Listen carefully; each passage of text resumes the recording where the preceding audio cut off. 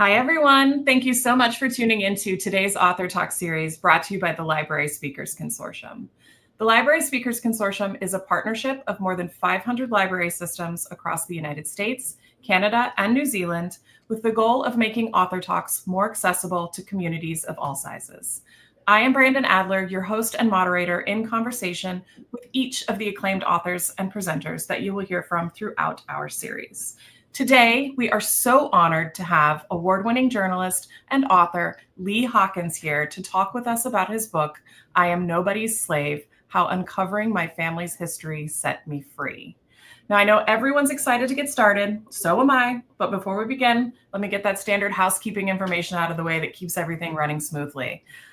We have compiled some questions that were pre-submitted with registration, so thank you for doing that. But you also can continue and are encouraged to do so, to continue to ask questions throughout the live event. You can do that by clicking the questions button that's just below the live stream video. Keep in mind there are a lot of you tuning in today, so we will get to as many questions as time allows. Now, to formally introduce our guest for today. Lee Hawkins was a 2022 Pulitzer Prize finalist as a lead reporter on a series about the Tulsa Massacre of 1921 at the Wall Street Journal, where he worked for 19 years. He has received several fellowships, including the Carter Center's Rosalind Carter Fellowship for Mental Health Journalism, the Alicia Patterson Foundation Journalism Fellowship, the O'Brien Fellowship for Public Service Journalism, as well as the USC Annenberg Center for Health Journalism National Fellowship for Reporting on Child Well-Being. Hawkins is a 5-time winner of the National Association of Black Journalists Salute to Excellence Award. He is the creator and host of the podcast What Happened in Alabama, and lives in the New York City area. Welcome, Lee. Thank you so much for being here. Glad to be here. It's an honor. It's a distinct honor and a great privilege to be broadcasting from Scotch Plains Family High School. Yes, yeah. Scotch Plains Fanwood High School today with a live student audience, right, of the Black Student Union and the Social Justice Academy? Yes, indeed. Yes, indeed. Right where I want to be, where the young people are, to get this message to them. Yes, that is an unexpected and very welcome surprise. I'm very excited to have them join us today as well. Okay, so I want to jump right in and set right off with a summary of I Am Nobody's Slave, because it's not just a memoir, right? So it's kind of, it's this 400-year investigation. So can you give us kind of a synopsis before we dive into questions? Well, I think, just to sum up the book in the sense that it's really a genealogical investigation into 400 years of family history. And it was sparked by my curiosity as a Black American and an American about my family's time in America, how we got here, under what were the circumstances. And my father was from Alabama. He was born in 1948 in Greenville, Alabama. And he never talked that much about Alabama.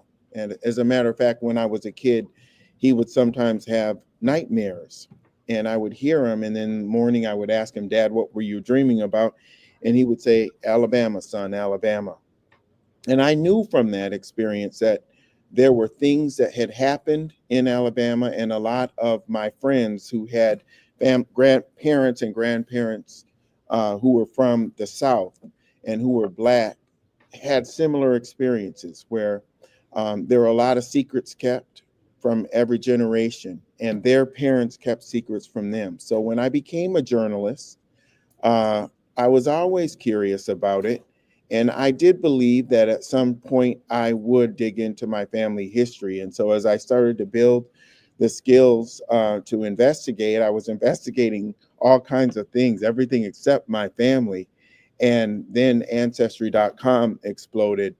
And that's when I really got in. And around 2014, that's when I really started this process. And my dad was very intrigued by it as well. I started interviewing him. I did about 4 years of interviews with him, interviewing family members, going through newspaper clippings, going through all kinds of public documents to piece together my family's time in America with the express purpose of wanting to figure out and answer this age-old question that so many people of all races tend to ask African Americans. How can something that happened 150 years ago, slavery, impact you now? How can Jim Crow segregation um, impact you now here in 2025, right? And so I answered that. This book is a real comprehensive book that will it's about one American family's experience through the generations. We have to remember that there were 12 generations of Black Americans who went through slavery, and another 5 generations lived through Jim Crow, which was not just segregation as I thought it was as I was taught in school. I found out that it was really more um, a crime against humanity and a system of apartheid in which many, many people were killed, including many of my family members. And when I was a kid, I didn't know that. I didn't know that. And I think, one of the, just to close up this part of the question, one of the big things that I found with this book and the way that it's hit the community, I'm so happy that it's been critically acclaimed. But I think that one of the challenging questions in this was that it's perceived as a book that's about being hit as a kid, about child abuse and corporal punishment. Because I talk a lot about that, because the first part of the book is my experience 0 to 17. And I will say that it's not about that. It's actually about how these periods in American history shaped the way that my parents felt that they needed to raise me, of which corporal punishment and getting hit a lot with the belt through most of my childhood was a part of. But there were a lot of other things. Slavery and American history also shaped my perception of what it meant to be Black. It shaped all kinds of different It shaped some of the foods we ate. It shaped all of these things that we thought were supposed to be affiliated and associated with our Blackness. And really, it had so much more to do with colonization and just the reality of the American experience. And so it really opened my eyes and it changed my life. Mm-hmm. I was shocked to read that corporal punishment in schools was still legal in any state, let alone 17 states. So how does corporal punishment then play a role in your story outside of your parents? And then also, what role does it play still in the United States today? Because it Yes, is a huge through thread. it is an issue that I care a great deal about. It is something that I was socialized to believe that many Black Americans do this with our children, and we do it to protect our children because, in my case, my family told me we have to do this because if we don't, the police will kill you, right? And so there was a lot of fear about the whole family being killed, and I didn't understand why something about just me getting in trouble could not just end up with me in the principal's office, but with me getting killed along with my whole family. And I say that because that's a part of the broader experience in America. Corporal punishment and the use of the belt is not a new concept that started with Black Americans. It's something that started in colonial times and was brought over from Europe and then put into the judicial system, the justice of the peace system, which was a system that oversaw the regulation of enslaved people. The slave code of Alabama was what I studied most intently in 1852, what my great great grandmother Charity would have lived under when I investigated her life. And I found out that our government made laws that basically said if any of these codes are violated, you get 39 to 100 lashes with the whip. And so what were some of the laws that people could violate? Well, if there were more than 4 Black people without a pass, if they were together and they didn't have a pass, or a white person present, that meant everybody had to get 39 to 100 lashes. If a Black person was found reading or writing, everybody, those people would get 39 to 100 lashes. And it didn't just apply to those who were enslaved. Flogging and whipping was a national policy in which, women or lots of people were whipped for various reasons. And so the South was that was where the practice was most prevalent, because whipping was used to extract productivity out of the enslaved people. So it meant that every day, at the end of the day, the cotton was weighed, and if the quota wasn't met, that person would be whipped in front of everyone. It was called the pushing system, which is written about extensively by Professor Edward Baptist, in his book, The Half Has Not Been Told. And so I say that in that exploration of the 400 years of American history required me to simultaneously research American history as I was researching my family history. And I found that the one constant for centuries in this country was the use of the whip, and violence as well, genocide in terms of taking land from the indigenous people, and then the business of slavery, which was a very capitalistic business, and it was an American enterprise, and it was all the foundation of all of it was violence. It was all enforced by violence, and it's still today a very prevalently used system. And what I mean by that is, it's, as you said earlier, it's legal in 17 states.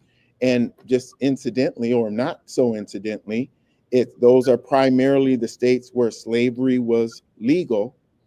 And there is also another researcher who I interviewed. His name is Dr. Jeff Ward, who talks about the fact that corporal punishment in schools is actually most prevalent in the communities where lynching, in the counties where lynching was most prevalent. And also, it's most likely to be applied to Black, Hispanic, and special needs students. And so I found some schools in Mississippi that have 15 times on average a student in the school can be paddled with a long board, and the educators are legally authorized to hit the students 3 times. And so basically it is a very, very governmentally codified system. And so I guess it's very important to note that, because of not just the fact that it hurts, but it really has long-term implications. And you mentioned my fellowships. You mentioned my fellowships about child well-being. I've interviewed lots of pediatricians, lots of people who work around the brain, neuroscientists, who will tell you that the violence of a belt or a paddle is not just about the welts that it produces on the body, but the real damage is the anticipation of being beaten. And so this whole process of knowing what's about to come can hardwire a person's entire nervous system in their fight or flight system to be preordained to be for that person to suffer anxiety later in life. Mhm. And so all of this ties into my study of childhood trauma and the adverse childhood experiences study that says if a person has 4 or 5 things that happen in their childhood that are traumatic, it is something that can, once again, lead to anxiety and cortisol and adrenaline and stress toxins that then can lead to disease. If you've had 17 years of stress, you're already halfway to a heart attack, diabetes or a stroke. And so the work that I'm doing, heart attack, diabetes, or cancer, people who have 4 or 5 multiple stressors have been found to die earlier, 20 years on average, and disproportionately it affects people of color and marginalized people. But that's not a death sentence. What it is it's showing that it can be mitigated by taking certain steps, diet, exercise, and also having, as a child, when you have traumatic periods in your life, it doesn't mean that everybody has to support you. It means you could have a supportive teacher or a supportive principal or an uncle or an aunt or somebody there who believes in you, and that can mitigate the effects of childhood trauma. And as a matter of fact, many people go on to do great things. I experienced my fair share of childhood trauma, which you'll see in the book. And I found that every generation of my family who went through slavery and who went through Jim Crow experienced childhood trauma. There were a lot of early deaths, but it was also crazy how resilient Black Americans are and how successful we have been, not often because of America, but despite America. And that's one of the things that's really got to be celebrated today and I think it's really one of the hard parts in the American story is that these things happen, but there are so few people who really understand the American history, and African Americans don't necessarily broadcast what we've been through. And so a lot of times it can be underestimated in terms of the effects that we've overcome because we've almost many times made it look easy. Mm-hmm. I keep thinking of the times in the book where you're quoting your mother saying, "Don't embarrass me," Yeah. as kind of like evidence that the African American community doesn't want to feel like there's some sort of shame attached to them as the person. Just one second. I'm having some feedback issues here. You're okay, right? Yeah, it's I think that the we are a proud people. And I think my mother's concern about our status, and especially in the predominantly white neighborhood that I was raised in, even though I was also heavily involved in the Black community and spent half of my time in the Black community in the city, my family was under a microscope. And this book really is a story that shows an aspect of the African American experience that really is not talked about very much. That period of integration, when thousands of Black people across the country, after the passage of the Civil Rights Act of 1964, moved to American suburbs. And that's a migration that is still happening as more of us continue to diversify this nation and move this nation forward to what it needs to be, which is a diverse nation with the best and brightest from all over the world. Mm-hmm. And so that came with a very steep price. I mean, we were under microscopes, as I said, as kids. And I know my little sister is watching, Tiffany.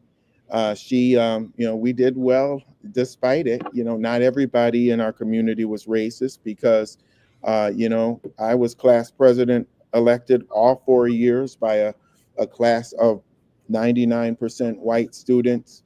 And my sister was, class president all three of her years in high school and the homecoming queen. And so that pressure that my parents felt, a lot of it was about this idea that their children seem to be adjusting to integration very well. And it wasn't something that my father had, because my father grew up in segregation, it made him afraid in many ways because he didn't trust the system that we were in, because his mind was still locked in Alabama. And let's face it, there was a lot of racism, despite the fact that we were well-known kids. We still got called the N-word all the time. And I started fighting a lot. And so when I was young, I got in a lot of trouble for that and almost labeled as a kid who probably would not be successful in life. And so this book really gets into my struggle as a young Black American boy trying to navigate what it meant to be Black. Did it mean to be a real NIGGA, or did it mean to be more indicative or reflective of my heritage, the excellence of my people? And so that struggle, because all of the imagery that was presented to me, whether it was in music or the various things that I saw on TV and the things that were reinforced, the idea that being Black, if I got an A on my paper in English or something, I would put it in my backpack because I didn't want the other kids to look at me and say, well, wait, you're acting white. You got an A on the paper, you're acting white. You're not Black, you're white. And it wasn't until I did this research into the history and I found out that Black people were actually whipped 39 to 100 times for reading and writing that I understood where that came from. That actually this was something that was codified once again by our government, that Black people were legally barred from being able to explore and develop our intelligence.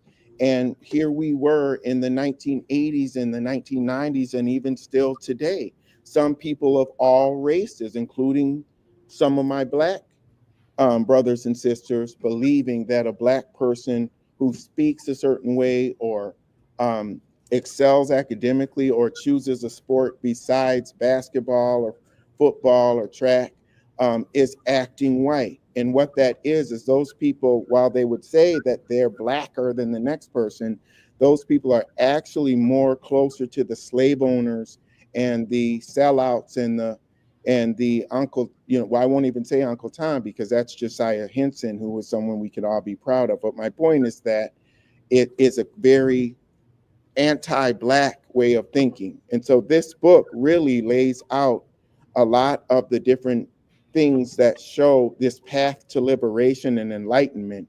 A lot of the research that we've seen and the books that we've seen written in the past few years, there have been some beautiful books written about enslavement and Jim Crow and the modern effects about incarceration. We saw what happened to George Floyd.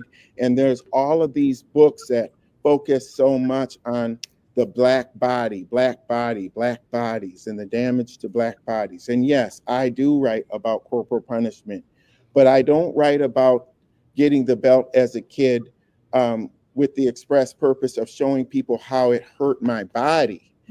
I am talking about how the belt was used to make my mind, to access my mind, and to get me to comply with rules that would require me to be passive or to be afraid to speak out, to be afraid of authority, to not be as not be as confident, and all of those things. Those are the whole aspect of that is all more about accessing the mind. And that's exactly what it was used for against women, against enslaved people. It was used to control them.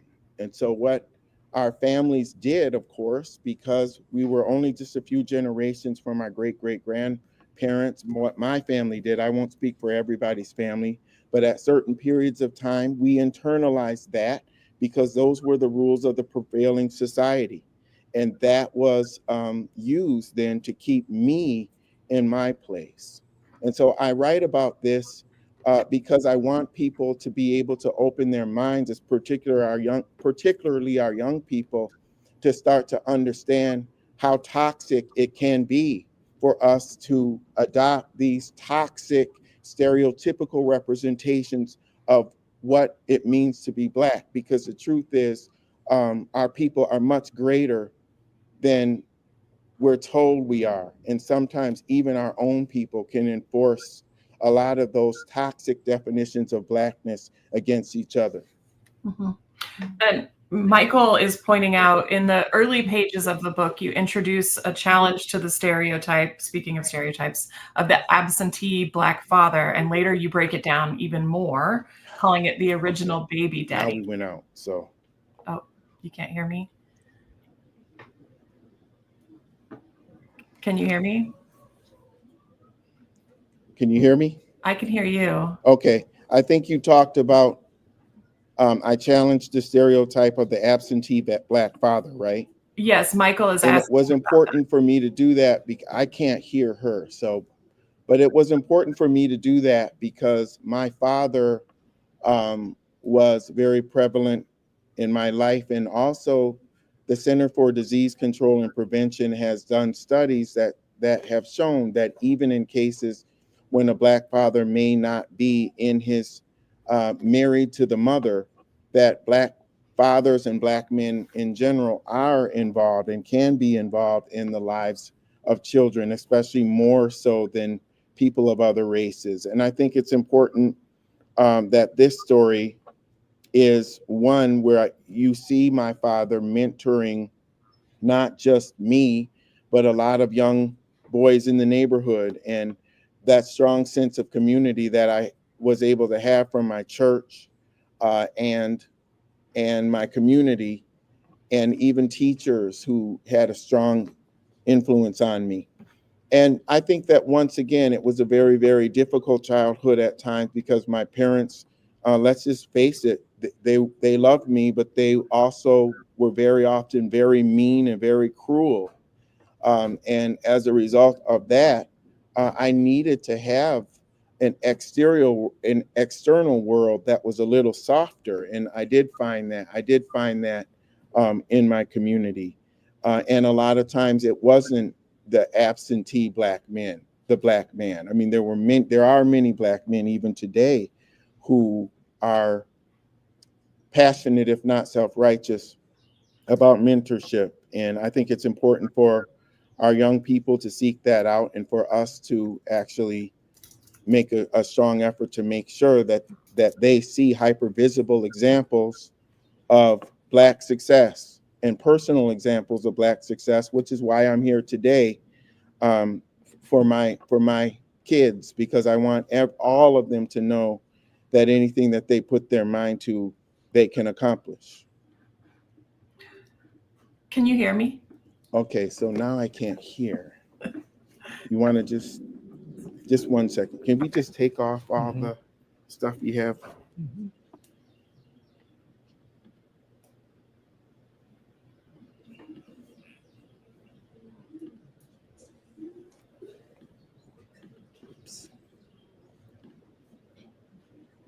So sorry.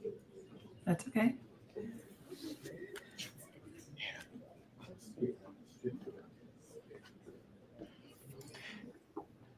Are you able to hear me? Yeah, we can hear you now. Okay. Okay. I should have done that. Okay. There we go. Can you hear me? Can you hear Brandon? Yeah, we can hear you. Let's keep rolling. So Okay. sorry. I want to Okay. apologize to the thousands of people who are listening today. That's okay. Thank you. We're virtual. Some tech hiccups here and there. Okay, now I can't hear her Oh. again. Okay, I'm going to come out So and come maybe back that's on your end, or Yeah, what I'm going to do is I'm going to pop in and ask the next question. Brandon's going to try to do some okay. to So it's come not out and even come back in. It's not on our end. Okay, go ahead. Yeah. So you grew up in Minnesota. As the book talks about it a lot in depth. How did you actually end up? How did your family end up in Minnesota? Oh, that's a really good question, and it's detailed in the book. But my father, as I said, was raised in Greenville, Alabama, a little town south of Montgomery. And when he was 12 years old, his mother, well, actually, when he was around 6 years old, his mother started developing issues with her kidneys.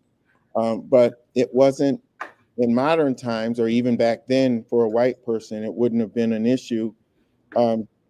But at that time, the hospitals were segregated hospitals, and the hospital in Greenville, Alabama,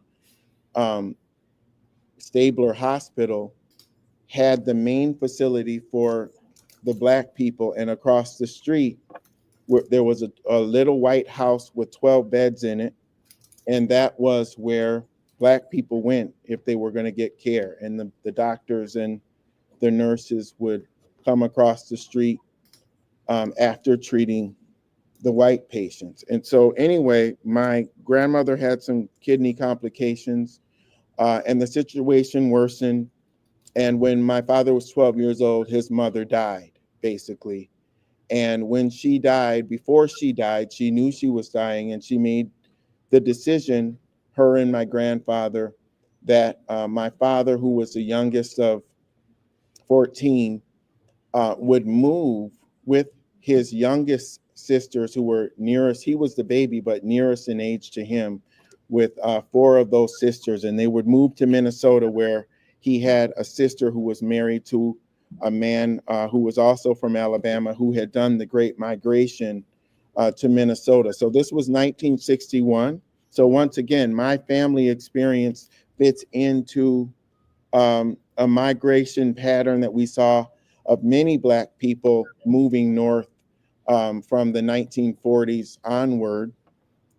I think it's often framed as just an opportunity, a great opportunity that everybody had to move north. A lot of times the decisions were made based on something traumatic that was happening. And in this case, it was my grandmother dying and my grandfather not really being in a position to take care of all those kids.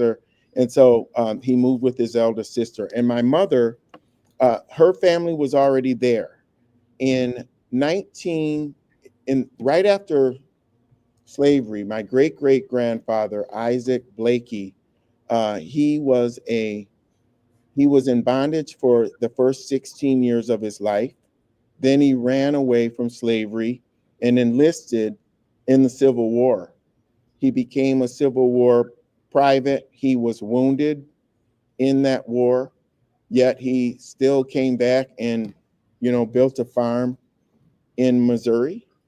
And when he was in Missouri, that was where my great grandfather and his brothers were.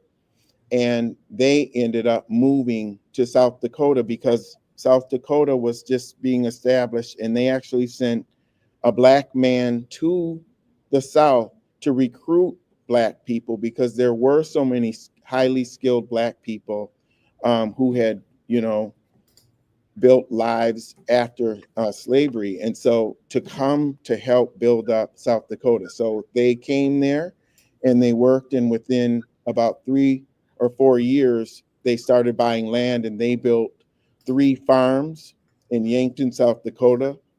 They're written about rather extensively, the Blakey family, the Blakeys of South Dakota.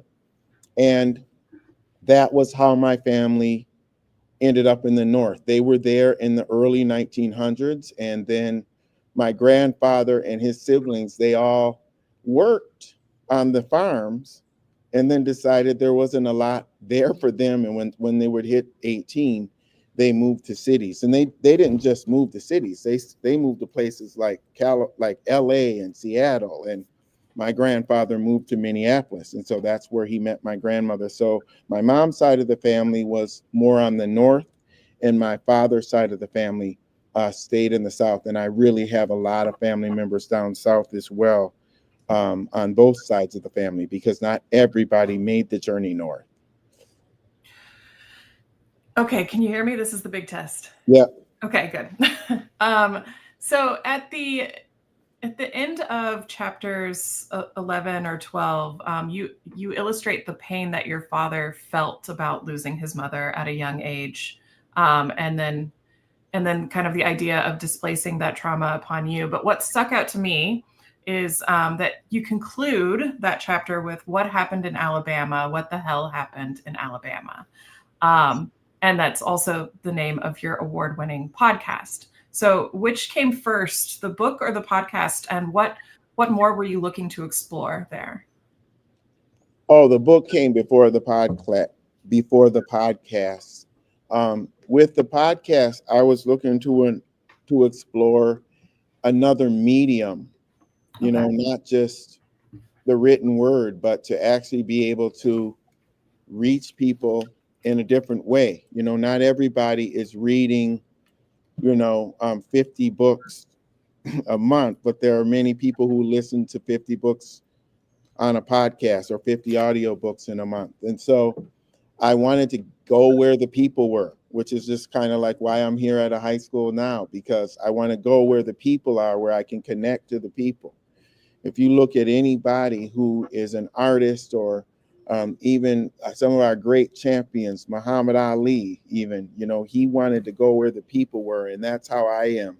And so this podcast, What Happened in Alabama, covered part of the story, and it also gave us an opportunity to give the listeners an ability to hear the tapes of my father's voice and the different people who I interviewed.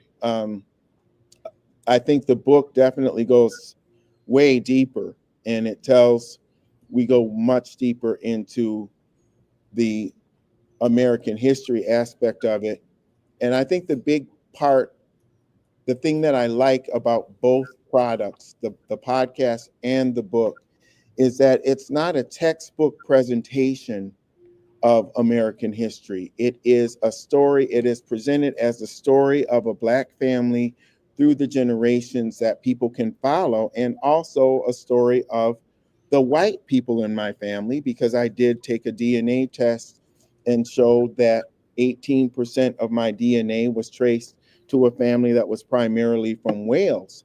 And because of the DNA, I was able to go and find the descendants of the white people who I was related to, because of the prevalence of sexual assault of our matriarchs during slavery, and that would be my great great grandmother Charity. And so I was able to find the Pugh family, and it just so happened that one of the members of the Pugh family, who it turned out to be related to me, was someone who I've known for 30 years, who was a guy I used to work with. And so it just shows that this American family of ours is more tightly woven than we think. You could be at a stoplight, and there's a white person across from you, and that person could be your cousin.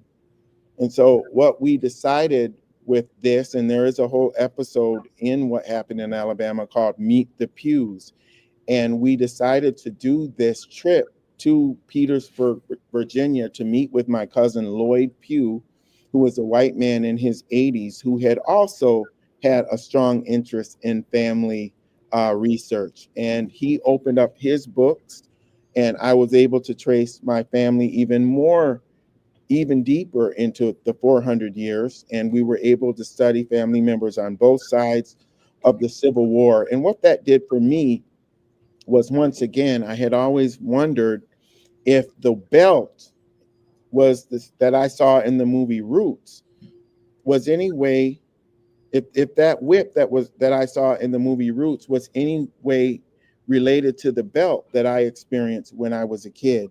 And when I went to my white family members, I saw that they too got the belt. And I found that I studied deeper into the enslavement, the people who were enslavers in my family. My third great grandfather, Jesse Pugh, was an enslaver. And so I studied him, and I studied his brother. And one thing I found was that even though that they were involved in slavery, the narrative is that Black people were the only people who suffered. But the truth of the matter is in my family story, everybody who exacted racism or enslaved people, a lot of them had very brutal endings. And it really, to me, spoke to this idea of the divine cosmic debt that can go along with cruelty. And that at the end of the day, there is a karmic force, I don't know what it is, that comes back on people. And so this was a very, very violent period of American history. This 1600 all the way to 1964, very, very violent across America. And so I think that a lot of the pearl clutching that we see about the first part of my book, and when people say, oh my gosh, you got beat with a belt when you were a kid, and oh my God, that must have been so hard, and And that was abuse and that kind of cruelty. And the truth of the matter is that cruelty, there has never been a time in the American consciousness that it's been problematic to hit a child. There's never been a time in the American consciousness where violence was not hand in hand with our experience in this country. Whether you talk about the prevalence of the violence that we see in mass shootings and the different things in 17 states where they're still beating children. And in terms of corporal punishment, as I talk about, there's more than 50% of parents are still using violence against their children. And so I think it's just, we have to be honest. We talk about family secrets, and this book gets really deep into family secrets. This is an American family secret. It's something that we as a society still cannot come to terms with. And we're almost doing it in like a sneaky way, where half the country doesn't even know that there are kids who are being beaten as much as 52 times in one school year. And it's time that truth be told. Mm-hmm.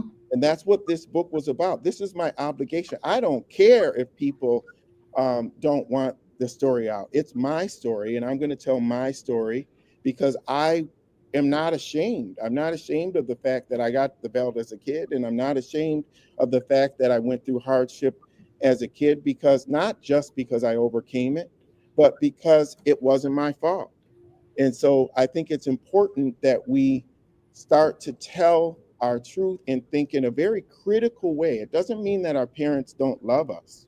It doesn't mean that our country hasn't had so many periods of light to counter the darkness that we often talk about. But we have to adopt a more critical thinking approach to our families and to our broader American family. And that's in the way we look at patriotism blindly, right? Without talking about the truth of how we got to be the country that we are today and the people that were sacrificed along the way. And also about when we have very honest discussions with our families about things that happened when we were children, and things that touched us in such a tender place. Like my father would never talk about the death of his mother. It was so painful for him to talk about that. My grandmother would never talk about the murder of her father. It was so painful for her. She kept the secret that her father she told my dad that he was killed in a hunting accident.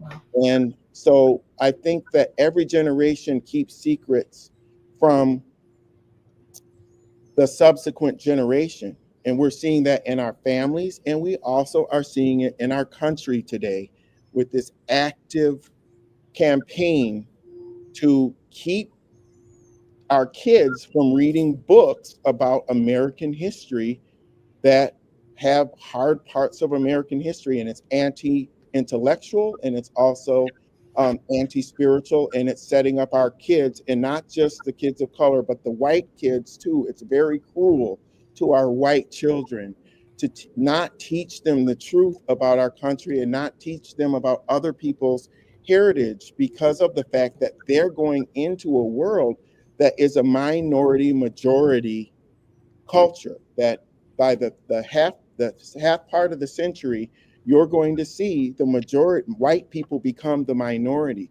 It is cruel to put our white children into a situation where a book like I Am Nobody's Slave would be banned, and they wouldn't be able to learn about other cultures and the complex experiences of other people, and living in a community where they think everyone looks like them. That isn't the case. That's not the America that they're going into. And if it's not because of altruistic reasons that we want our children to be in a diverse culture and to be competent in a diverse culture, let it be because of capitalistic reasons, that we want our children to be successful.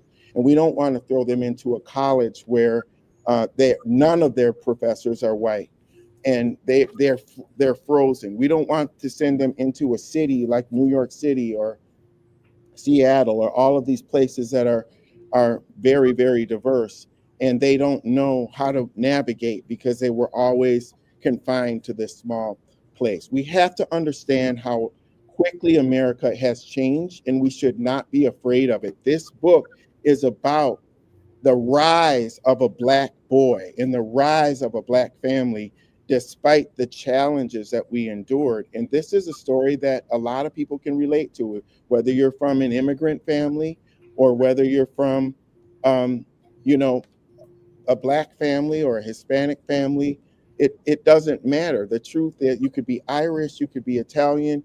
And the truth is, a lot of people had really tough parents because they wanted them to redeem the sacrifices of the generations before them who didn't have the same sacrifices, didn't have the same opportunities. And this book really lays out the history that shows what our ancestors and elders went through. And that's what informed my forgiveness of my parents, because I know what they went through in the previous generations and how hard it was for them and why they believed that it was good for them to beat me, and why they believed that Black children must be beaten because they can't intellectually be reasoned with. That was all straight out of the slave codes of 1852 in Alabama. So we have a question from Sasha at Fanwood Memorial Library. So you've been vocal and clear with your critiques at efforts to erase Black trauma from school curriculums. You just talked about book banning. So how do you view I Am Nobody's Slave fitting into the full scope of Black American history? And Sasha asks, what necessary actions would you suggest teachers take? Well, thank you, Sasha. Yeah, I've been very vocal about teaching Black trauma as well as Black joy and Black resilience. I mean, the truth of the matter is there are people on both sides, even in my own community, who have said, well, I don't want to hear about that. I don't want to hear about slavery. I don't want to hear about this. Let's just do the narratives of the people who, the Hidden Figures movie, and that's great because those people are descendants of the trauma that they rose up out of, and they were still experiencing it as they were working for NASA. But this is the truth of the American experience, and I think that it's crazy how people who claim to be so progressive and would be on the left would actually be right on par with what Mitch McConnell and Governor DeSantis and all of them believe too. They don't want Black trauma in the curriculums. They don't want stories about the hard parts of the American experience in the curriculums. And so I think the best way that we can do it is to not be so in trying to push an agenda on children. The agenda is not to tell children what to think, but to teach children how to think. And that means give them a broad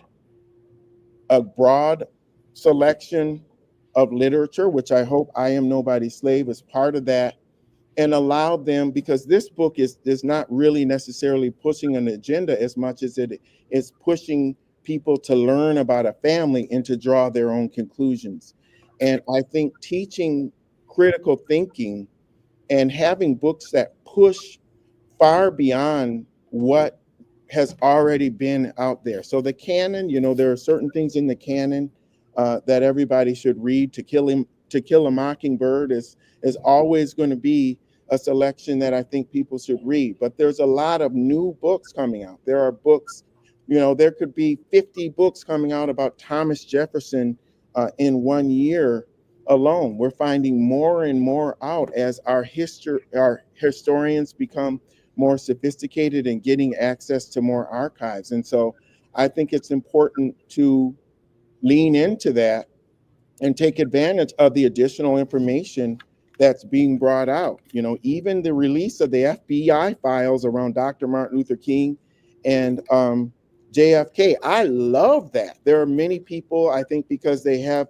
they're politically opposed to the people who have wanted to bring that out, who oppose that. But I think just as an independent thinker, I want to get access to as much as possible, especially as a journalist. And so I think a book like I Am Nobody's Slave, I strove to push and to tell the truth that I couldn't find anywhere else.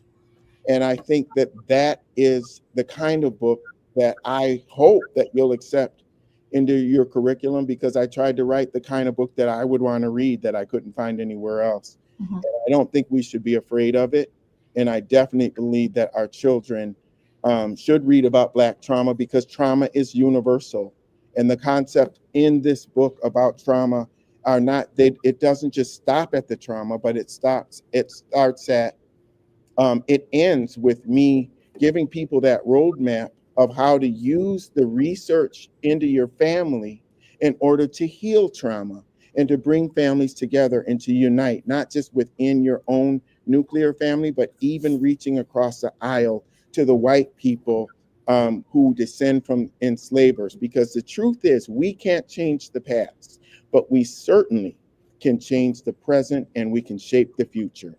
Nobody should be held responsible for the sins of their forefathers. And let's face it, it wasn't even considered a sin to be an enslaver. And so that's on our government. And it's time for us, if we really love our country and we really love our government, to hold her accountable and try, just like the forefathers and in that constitutional convention envisioned, to make her a more perfect union. We cannot make her anything close to a perfect union if we can't even be honest about her origins and all of the terrible, destructive, devastating things that happened along the way in America, and the violence that is still present in our society, that we need to remove to make our country really what it has a great potential to be. I love our country, and I wrote this book because I love my country. Mm-hmm. And the generational violence within your own family, there, of course, was a lot of, and you talked about a lot of it in the book. And you also introduced kind of the truth about Jane Doe Hawkins, which was a murdered relative in Cleveland. And it's a mystery that you are resolved to solve yourself. Is there any movement on that? Well, yeah, we're working on that now. That's not in my book, but I will tell you what I can tell you, because we're in the process of working on that. And, we don't like to talk about our pending work, but I will tell you that DNA is a powerful, powerful thing. Remember earlier in the conversation where I said there's a cosmic debt to pay for crimes that were committed early? Well, that's what we're seeing. I mean, my friend Shannon Lanier, he's the brother. He's about my complexion. He is the 6th great-grandson of Thomas Jefferson and Sally Hemings. And for many, many generations, the Jefferson family denied that Thomas Jefferson had children with a Black woman, over and over and over, all the way until DNA proved that the lie could not be preserved and advanced any longer. And what I found during this is that when you take a DNA test, your name and your profile is in various databases, and you can contact people who are connected to you. As a result of that, I have helped many people. Well, I won't say many people. I'll say about 4 people find out who their biological fathers were because of DNA. And I've also been contacted, unfortunately, about family members who were part of homicide cases where they're still trying to identify who that person was. One in particular is a cousin who was found in Mississippi, washed along the water, who they believe passed away during Hurricane Katrina. We don't know a name. We don't know who he was. All we know was that he was tied to me genetically. And so I was contacted by the FBI, and I've been contacted about another case involving someone who is matching my DNA by the FBI. And how does that affect me? It kills me. It hurts me. It's painful. It's painful to even think about the idea that someone could have had a crime committed against them and no family claimed them. And I'm still getting to the bottom of how that could happen. But I'm not mad at DNA. I think that the research into DNA is only bringing us closer to enlightenment and closer to the truth. And that's what we should be striving for. It doesn't mean the truth is always easy or that the truth is going to be something that we can easily digest. We have to process the truth, but it's far better than ignorance. And I can tell you, ignorance is the real painful thing that sets us back generations.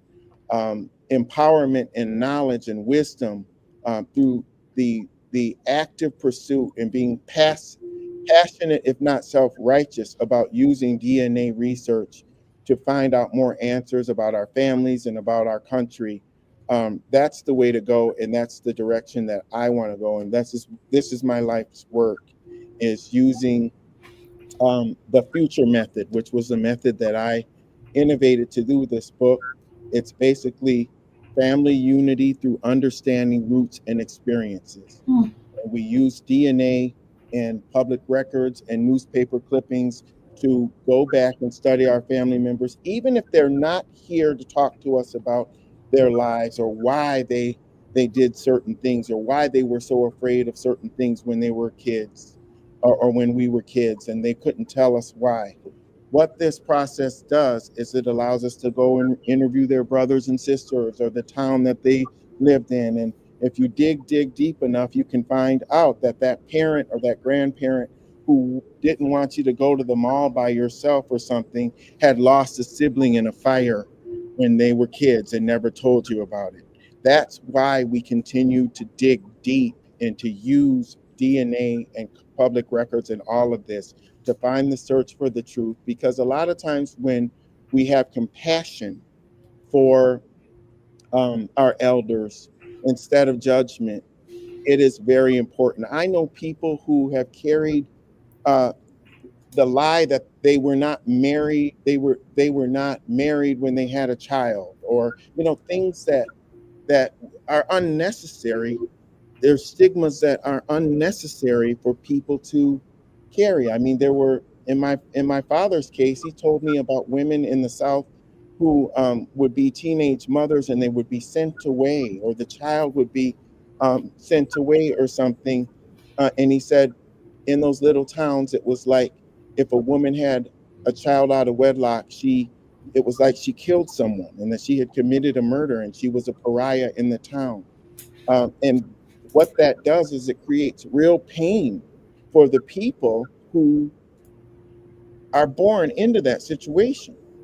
And what I want to do is to use this information to bring people the peace that they deserve and the resolution about family traumas so that we can bring our families together and open it up. But the highest form of love is not to judge, it's to be curious. The highest form of love to me is curiosity, not focus so much on what you did to me, but why did you do it and what was happening in your life at that time.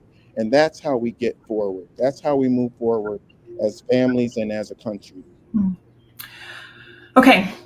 Last question. I can't believe it's been an hour already. But the question that I like to close with is, what books are you reading right now that you recommend everybody run out to the library and check out immediately? Well, I think one that I want to mention is Last Seen.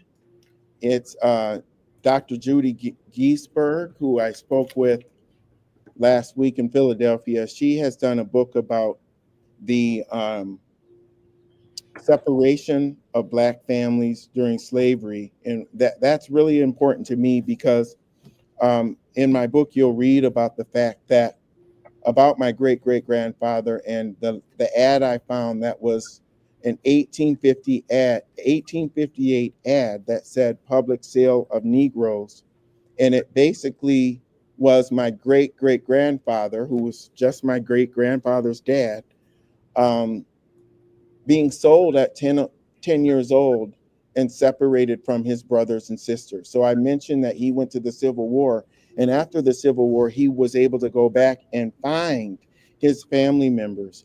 And so it really resonated with me to hear that Professor Giesberg had done this research into how Black families found one another and the different traumas that they went through, because I'll tell you,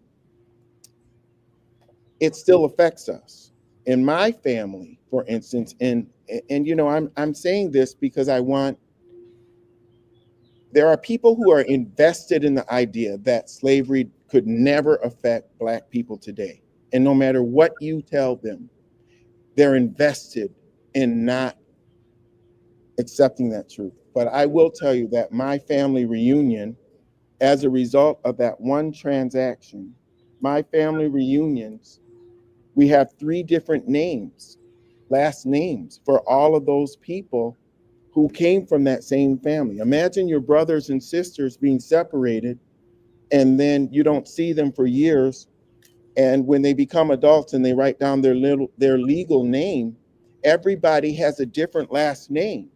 And so your family for generations will have different last names. So that's one way that slavery affects Black people today, is our names. Yeah. My name wasn't Hawkins when we came to American soil. I don't know what my name was. And that's part of the disillusionment of the American story. And it is something that's valid that we should pursue. So make sure that you check out Dr. Giesberg's book, because she goes deeper into that very specific issue.